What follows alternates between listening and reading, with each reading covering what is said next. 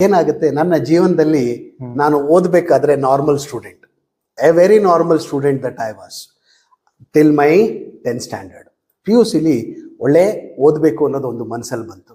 ಆ ಮನಸ್ಸಲ್ಲಿ ಬಂದಾಗ ತುಂಬ ಓದಕ್ಕೆ ಸ್ಟಾರ್ಟ್ ಮಾಡಿದ್ವಿ. ಅದು ಸ್ವಪ್ರೇರಣೆಯಿಂದೋ ಅಥವಾ ಆಚೆ ಕಡೆಯಿಂದ ಪ್ರೇರಣೆಯಿಂದನೋ ತುಂಬ ಓದಕ್ಕೆ ಸ್ಟಾರ್ಟ್ ಮಾಡಿದ್ವಿ. ಅಲ್ಲಿ ಮ್ಯಾಥಮೆಟಿಕ್ಸ್ ಟೀಚರ್ ಒಬ್ರು ಇದ್ರು.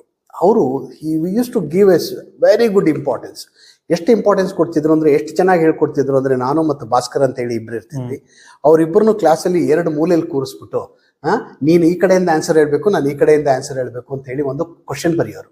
ಆ ಕ್ವಶನ್ ಬರೆದ ಮೇಲೆ ನಮ್ಮಿಬ್ಬರು ನೋಡೋರು ಯಾರು ಫಸ್ಟ್ ಆನ್ಸರ್ ಹೇಳ್ತಾರೆ ಅಂದರೆ, that is a kind of motivation they use to give in my early studies.